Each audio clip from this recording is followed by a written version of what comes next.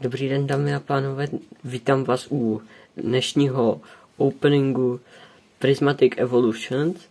Vítám vás tu Saša a Matyáš. Ahoj. A jak vidíte, máme tu dva balíčky.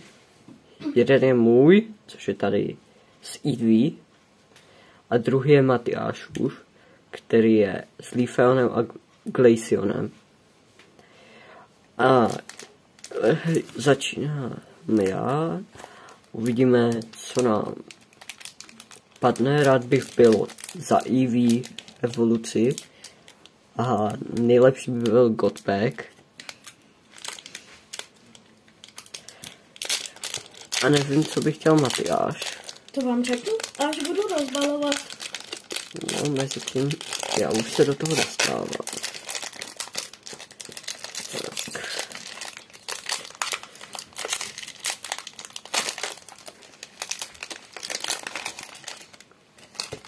Jo, to tam trošku otočilo.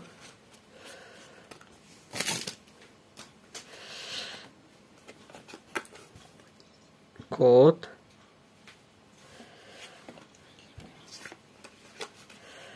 A bude tu vodní energie. Ne. Oční energie. Pinsir. Black Bells Training. Budív. Pupitar. Briere. Profesor Sada z Vitality. Bronzok. První reverse holo je Hippopotas. Druhé reverse holo je Rolling Moon a holo je Vaporeon. No tak z mého boostru padl jenom holo Vaporeon a reverse Rolling Moon a Hippopotas reverse. No a teď tady pošlu Matyáše.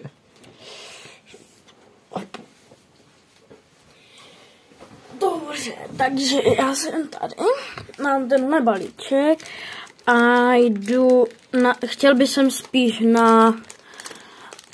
bych spíš Umbreona, takže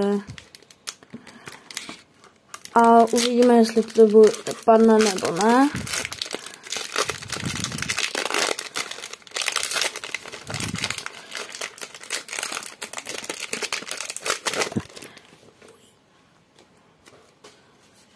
Kodík.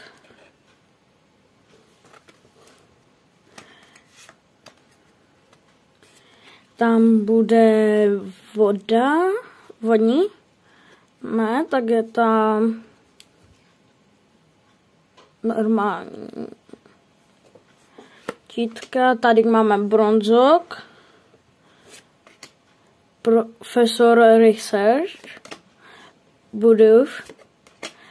Bunelar, Professor Trusk Scanner, Slowking, Claystrum Pet, Bindy Mage, Goldin a jako poslední Ars Sulana.